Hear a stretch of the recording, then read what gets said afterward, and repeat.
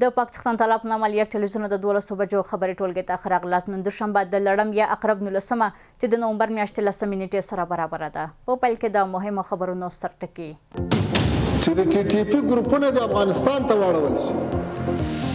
افغانستان لیونی دی چې د تا غم خپل کور ته راوړي. د کابل او اسلام آباد د خبرو د ناکامۍ لامل د پاکستان غیر منطقي غوښتنې وې. افغانستان هېڅکله د پاکستان ستونزې خپل هېواد ته نشي راوړلی او د یو هېواد امنیت بل هېواد نشي خوندي کولی.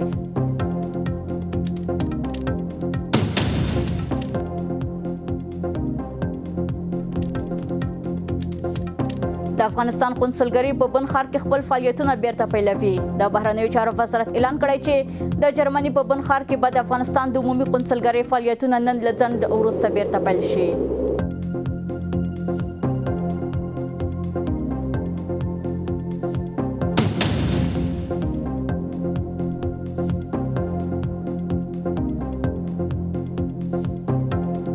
او ویرې او ناامنۍ د افغان کډوالو پر ژوند دروند سیوری اچولی دی.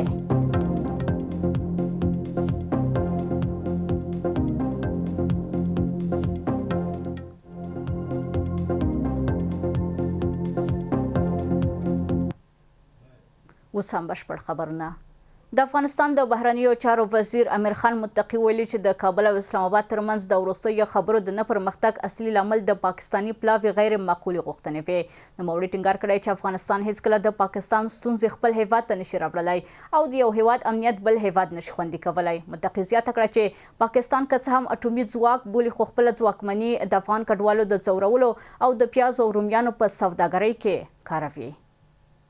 اټومي قوت د پیازو د رومیانو او ټماټرو په مقابل کې استعمالی شي، لار ورته بنده کړي.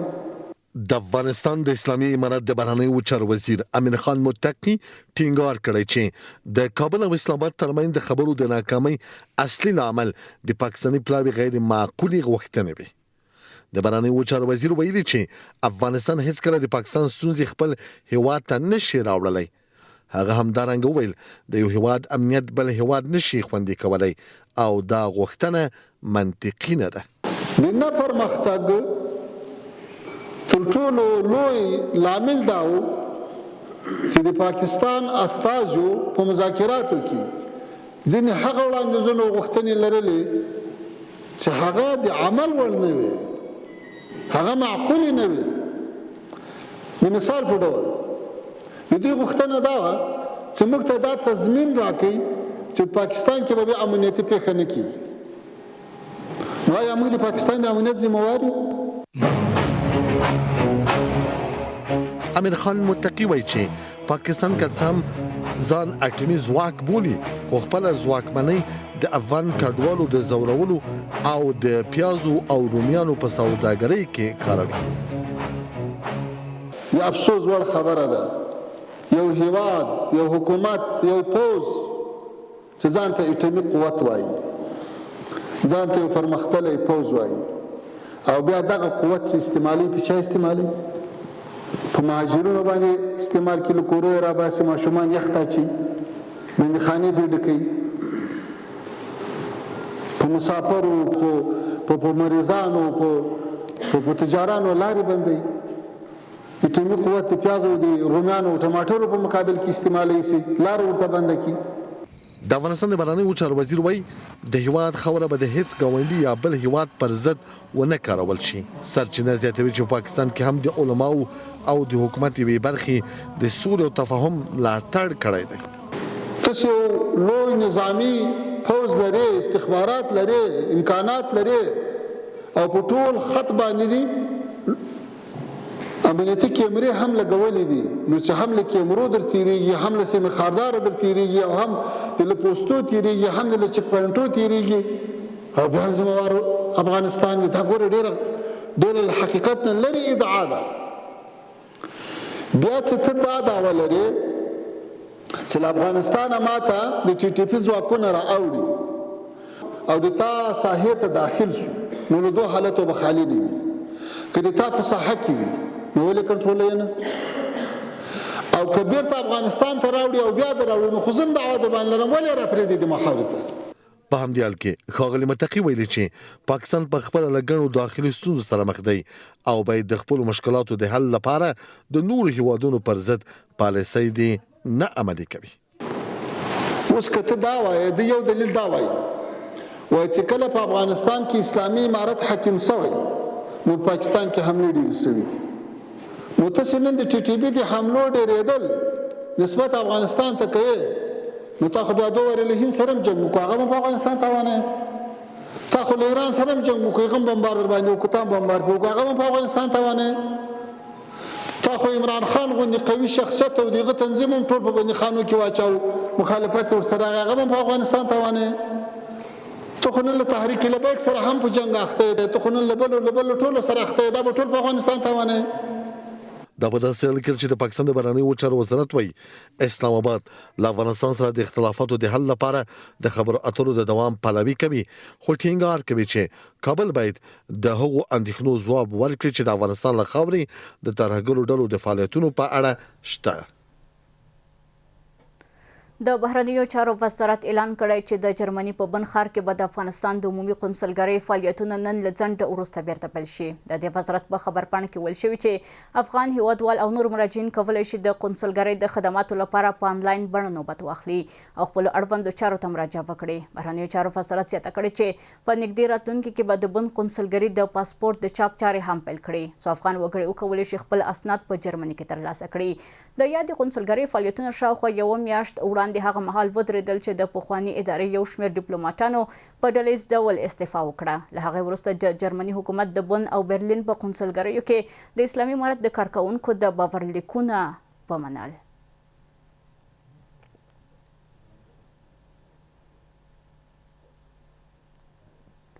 د افغانستان د اسلامي امارت ویان ذبیح الله مجاهد ویلي چې نوموړی په دې باور دی چې ځینې پاکستاني جنرالان هڅه کوي چې د ځینو لورو لخوا په شخصي توګه د پیسو په بدل کې سیمه بې ثباته کړي. په ورته وخت کې د ایران د بهرنیو چارو وزیر د افغانستان او پاکستان د بهرنیو چارو له وزیرانو سره په جلا ټلیفوني اړیکه کې د خبرو اترو له لارې د کړکېچونو پر حل ټینګار کړی دی او د شته کړکېچونو د حل لپاره یې د دې هیوادونو چمتووالي په اړه خبرې کړې دي. د ترکیې ولسمشر رجب طیب اردوغان هم ویل چې نوموړی د افغانستان او پاکستان ترمنځ کړکېچونه له نږدې څاري او د اوربند د دوام غوښتنه کوي. په ورته مهال کې د کابل او اسلام آباد ترمنځ وروستیو کړکېچونو ته په پام سره د افغانستان او پاکستان د اړیکو د راتلونکي او د دواړو هیوادونو په خلکو باندې د دې اړیکو د اغیزو په اړه باورونه ګډ دي.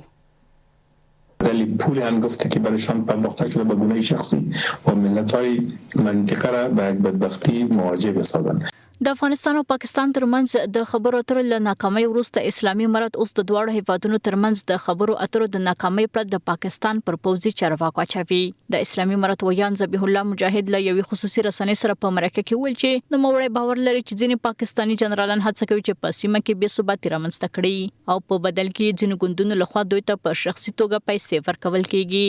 ما حدس میزنیم که شاید از کدام طرفی دستور گرفته یا پروژه گرفتن که منطقه را ناامن بسازن، آب را گلالود بسازن و در ماهی بگیرن و این هم چند تن از جنرالای خاص شاید او جای کار را بکنه در بدل پول هنگفته که برایشان پرداخته شده به گونه شخصی و ملت‌های منطقه را به یک بدبختی مواجه بسازن. اگر موضوع از پروژه و دسیسه باشه باید شاید باز به درازا بکشه و قربانیان هم بدون شک پاکستان خواهد.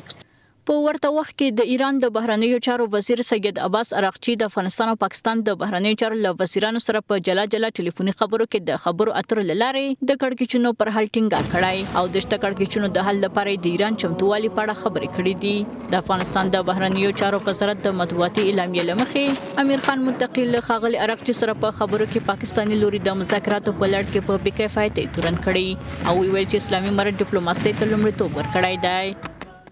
د ایران د بهرنیو چارو وزیر د افغانستان او پاکستان ترمنځ د خبرو اترو له لارې د ستونزې پر حل ټینګار وکړ او په دې تړاو د خپل هېواد له لوري د رغنده رول لوبولو وړاندیز هم وکړ. په همدې حال کې د ترکیې ولسمشر رجب طیب اردوغان د پاکستان له لومړي وزیر شهباز شریف سره ولیدل او ویل چې د افغانستان او پاکستان ترمنځ کړکېچ له نږدې څاري او د دوامدار اوربند غوښتنه وکړه. د پاکستان لومړي وزیر د افغانستان او پاکستان ترمنځ د سولې د خبرو اترو د اسانتیا په برخه کې د ترکیې او قطر د رول او منځګړیتوب ستاینه هم وکړه. I am grateful to my dear brother President Recep Tayyip Erdogan for his invaluable contribution in facilitating the peace efforts between Pakistan and Afghanistan along with the state of Qatar. This is a true reflection of the strong and time-tested fraternal ties between our countries that stand together. د افغانستان لپاره د پاکستان پخوانی ځانګړي استازي اسف درانی هم د کابل او اسلام آباد ترمنځ د دوامدار خبرو اترو پر اړتیا ټینګار وکړ او ویل چې پاکستان باید د انټرپول لارې ټي ټي پی او د هغه چارواکي تعقیب کړي. ځینې سیاسي شنونکو د نړیوالو سازمانونو او امنیت شورا مداخله ګټوره ګڼي که چیرې د دواړو هیوادونو ترمنځ جامع هوکړه ونشي. در صورتی که اگر این موضوع به نتیجه نمیرسد، مذاکرات به نتیجه نمیرسد و این موضوع بایستی بنیادهای بین‌المللی شورای امنیت و دیوان بین‌المللی دادگستری شریک شود تا اینکه اونها به این موضوع دخالت داشته باشند و این موضوع را در واقع به صورت مسالمت آمیز حل و فصل کنند. دا څرګندونې په داسې حال کې کېږي چې د اسلامي امارت او پاکستان ترمنځ د خبرو اترو دریم پړاو بې پایلې پای ته ورسېد او تېره ورځ افغان حکومت بل اړخ په غیر مسؤلانه چلند او د هغوی غیر معقول غوښتنو تورن کړ چې د خبرو اترو د ناکامۍ لامل شول. زلمی خلیلزاد د افغانستان لپاره د امریکا پخوانی ځانګړي استازي د ترکیې لخوا د افغانستان او پاکستان ترمنځ د منځګړیتوب له هڅو هرکلی کړی دی. نوموړي ویلي دا هڅې کولی چې د دواړو هیوادونو ترمنځ د تاوتریخوالي د بیا رامنځته کېدو مخه ونیسي. بلخوا د ترکیې ولسمشر رجب طیب اردوغان اعلان کړی چې د دې هیواد د بهرنیو چارو دفاع او استخباراتو وزیران به روانه اونۍ پاکستان ته سفر وکړي څو د اسلام آباد او کابل ترمنځ د اړیکو د ښه والي او مذاکراتو په اړه خبرې وکړي. د نومبر په شپږمه د پاکستان پوځي رژیم د کندهار په سپین بولدک برید وکړ په ورته مهال کې چې د کابل او اسلام آباد ترمنځ د خبرو اترو دریم پړاو په استانبول کې پیل شو. یو شمېر اتباعو د پاکستان د پوځي رژیم وروستي بریدونه د افغانستان له حاکمیت ښکاره سرغړونه وګڼله او د افغانستان پر وړاندې د هغه هیواد ښکاره دښمني وبلله.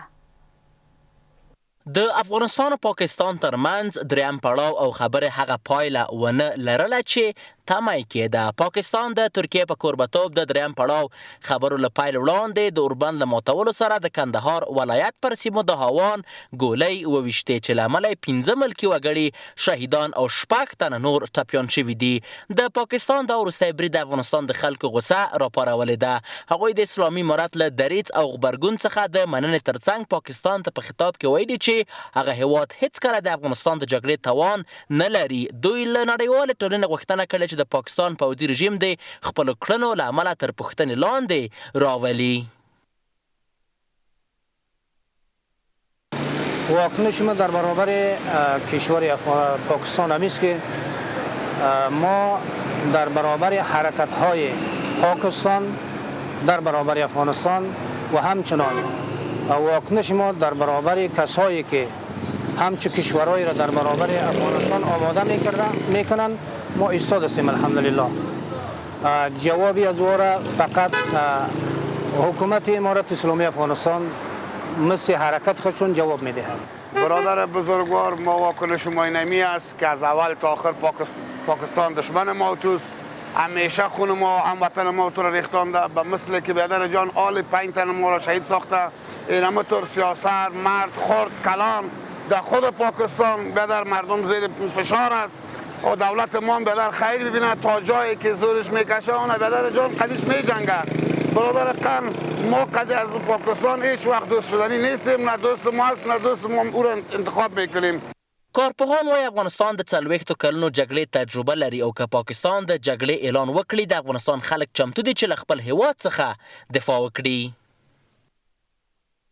در 40 سال گذشته مردم افغانستان با جنگ کلان شدن، با جنگ زندگی کردن، شادی و غمشان با جنگ بوده. بله. 4 سال میشه که در افغانستان تو میدان جنگ نیست و افغانها میخوان که همدیگر پذیری را تجربه بکنن.